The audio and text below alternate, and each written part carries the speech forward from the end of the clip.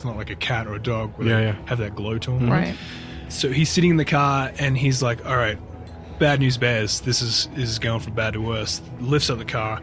And then as soon as that happens... Like lifts up the car lifts off up the ground? Oh, so sorry. So when the dude first like shoves the car and lifts it off the ground, he's like, okay, this is bad. And then instantly he said, a girl appears next to the window next to this other kid. Just like she just blinked into reality all of a sudden. What? Or she like moved really quickly, like to the point where he was... And he'd just woken up, so maybe he was a little disoriented or whatever, maybe. Yeah. He's like, you know what I need? I need a girl right now. Yeah. Well, this chick was like, she was acting really weird. She was like scowling at him. And then he said she was also like panting oddly too. Like a dog? Yeah, like a dog. It was crazy. Jesus. And she says to him, like, she even like gets even more, aggressive towards him. She's like, open the door now. And he's like, fuck this. So he finally turns on the car, and he said he was like, he turns on the car. I would have turned on the car before. Like, I was like, one person would be like, I'm out of here. Yeah, let me in. Gone. And he was almost sure that as soon as he tried to turn the ignition on, it wouldn't turn on. But it started straight away, and he pulled the fuck out of there and started driving. And he said as soon as he started, like, moving his car, there's an important part of this. Well, it wasn't important. But behind the kids, they obviously had come in this pickup truck. Yep. So there's a truck behind him, but on the truck there was like a spotlight hitting the ground, and it was actually still nighttime, and that's where he thought it was like early morning because the light was shining through. Yeah. Because it was just like blaring at the ground in front of him, and I was like, man, that almost sounds like kind of a military kind of thing. Like a helicopter, like spotlight or something like that. Yeah, I know what you're saying. So anyway, when he takes off, the spotlight trains on the car and just like is stuck to him. Is like perfectly following. Like keeps pace. Yeah. Oh, that's weird. Oh. And so but they're not behind him. He's driving. He's starting to drive now, but this spotlight is like stuck on his car and is like blinding him. It's like hitting him, and he's like trying to get out of here. So he's flooring it through the parking lot. And he's about to hit the off-ramp back onto the freeway, and he's doing like 40 miles an hour, say. And then he hears a knock on the window. Oh. And he looks to his left, and this kid is keeping up with him. What? And just like knocking on the window next to him, banging on the window. And then he says, there's only been a few times in his life where he's screamed out loud, and that was one of them. And he just like shouted like, ah! And finally made it out back Run that dude off the road, man. Oh my God. Yeah, it's swerving him. Finally made it out onto the freeway, but it's like he said, it was almost like this. It feels like this kid was just kind of like, he lifted up this car when he shoved it. I feel like if he wanted to do something, he probably could have.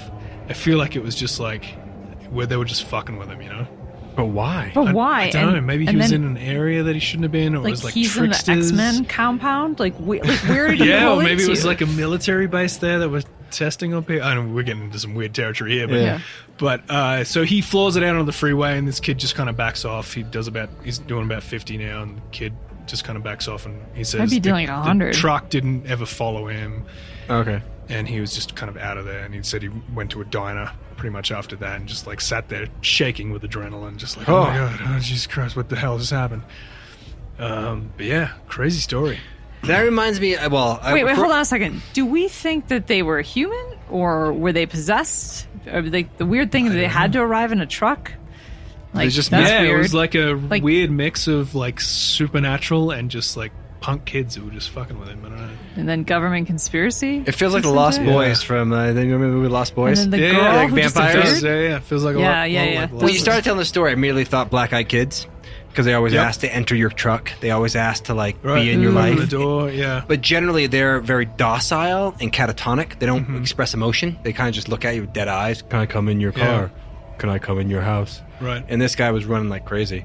Yeah, that's weird. That is a bizarre. Super aggressive. Yeah. Or the woman who showed up just instantly and was panting. Like a panting chick just showed up. Like, wow, that's so you weird. too would like that. Yeah. So why was this in the Shapeshifter book, though? They didn't change shape. Yeah, exactly. No, this wasn't in the Shapeshifter book. This is when I got off on the tangent of Skinwalkers. Oh. Yeah. So Skinwalkers, so do you think, when you read this story, do you think that the people. Okay, when I was listening to you tell the story, I was thinking to myself, what if this thing killed these other like kids, right? 18 to 20 years old, however they were, and then took over their body and was looking for more hosts. That's what I was thinking when you were telling the story, because when I was thinking about Shapeshifter, but of course my imagination went way far. Right, and there's something there, because the black-eyed kid vampire, what you're saying is they always ask for permission. So they're just messing with you. They messed with him because they couldn't do anything. Until he said, come in my car, they probably couldn't possess him, kill him, or do whatever they're going to do to him unless they have permission. That's like a theme you hear throughout history with like vampires and black-eyed kids and shit like that. Yeah, that's creepy. Yeah, wanting to come into your like safe space kind of thing, So what is a skinwalker, though? What does that mean? Like, what? Well, it's a brouhaha, but like, is it something that takes the form of something else? They can inhabit humans and they can inhabit animals. So they're like a witch. No, they don't inhabit, they transform. So something else that pretended to be human to mess with that guy. Yeah, potentially, yeah. But can they do various forms, like a whole group of kids? Well, I mean, it seems like it wasn't just one of them. It seems like it was a team of them, which is weird because I've never come across a story of Skinwalker group like I said, a team of them. It's kind of right, and then they have a truck. Yeah, they have a truck. I mean, if I was a Skinwalker, I would get like a nice Audi TT, maybe convertible.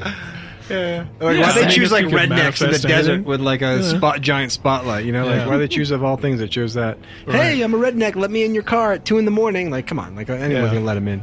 Yeah, so, come on in. Like, stab me. You know that I was telling you about the cave in France. So that pictograph was dated to 13,000 BC. So the idea of humans turning into things, or they called it the sorcerer, is obviously not a new concept. So this is something that's been going on for a while.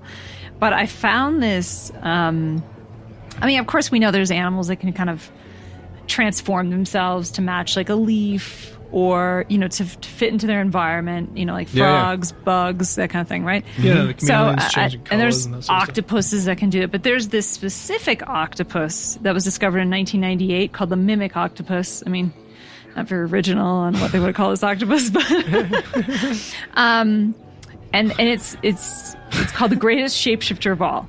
It's similar to a cuttlefish.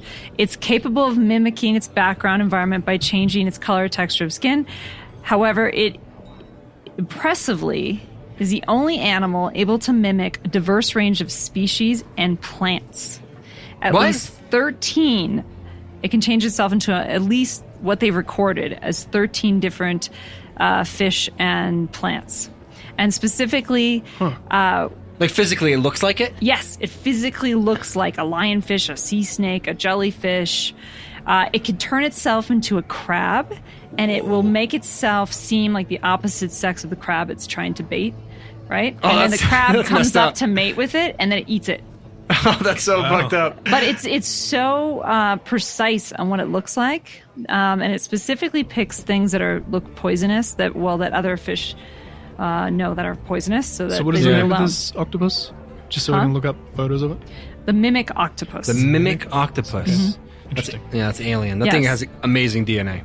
Amazing DNA, but here's the thing. It exists on this planet. I know that it's an octopus. Yeah. But that doesn't mean that it can't, that also can't happen with humans. We're mostly talking on a metaphysical level, but I think that that's the gift of humanity anyway, that we haven't tapped into, is the fact that we have more control over all the dimensions than the animals that are in the third dimension. Mm-hmm. That's our gift. Yeah. Right? I mean, and we haven't really explored it as much as maybe some of these shamans and sorcerers have. Yeah. Right. There's like a physical... I mean, they have no bones in their body, obviously, and they can squeeze through tiny areas. So it makes sense that they could kind of form into something, but... in the book, the Shapeshifter book that I'm reading, there was stories of like African witch doctor guys who able to... They talked about physically turning into a lion, and the pain that they felt as their bones kind of like formed into, they kind of twisted and elongated and whatever. And they're just talking about like, oh man, it was like my body was on fire. And really, yeah, there's some crazy stories about that. So wow, yeah, reminded me of what do you got? You got some werewolf stories for us? I have a story about a werewolf that I will give to you guys right after this break. Awesome. All right, team, we're back. I wanted All right. to share an awesome story that I researched that I've actually heard before, but never really deep dived on it. Mm-hmm. That's a shapeshifter story. It's one of my favorite topics, werewolves. Yeah. Before I get into it, we know that we discussed earlier that werewolves, there's two different types of werewolves. One, you could either, lycanthropy means that either you get possessed by a creature and you don't necessarily change, but you take on the embodiment of that creature, or two, you can project yourself into an animal and change that animal. This is a story about someone being possessed potentially by an animal and taking on the powers. They didn't actually physically turn into a werewolf, but they had the powers and they acted just like a werewolf. So it is a super famous documented case, a real case. So this is like back in the day when people had like psychotic behavior, and they used to say, like back in medieval days, they used to say, "Oh, they're a werewolf," because they were murdering people and eating their flesh and stuff. But go for it. I would just say they were psychotic, but okay. This doesn't seem like that though. That because some psychotic people can act like that. This is actually someone who like if they eat was bath totally salts or something. sane. Bath salts, yeah.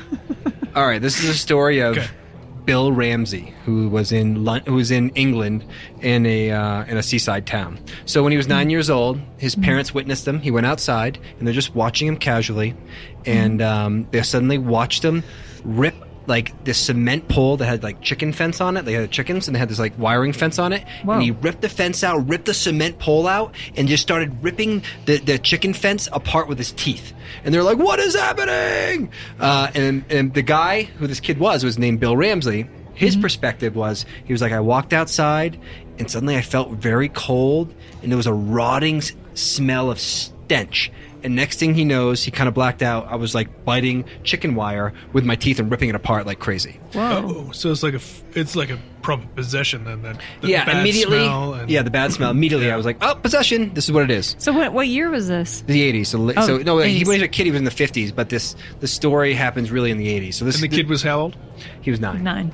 9 years old.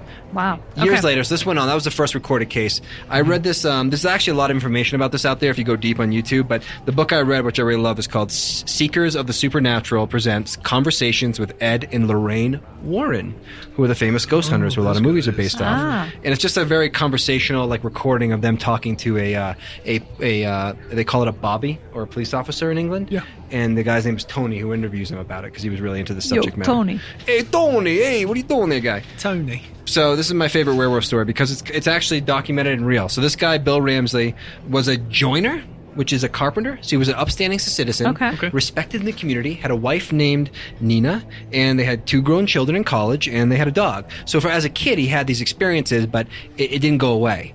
And what happened was eventually... he was normal, pretty much. Normal all the time. And then all of a sudden these experiences would happen. Yeah. He was 5'7", 150 pounds, which that will make sense why I brought up his weight and height later, because that's just like a normal sized dude, right? Yeah. So Bill would actually start to, once these experiences happened, he would actually feel it coming on, which is crazy, and he would know it's coming on, and he's going to hurt somebody.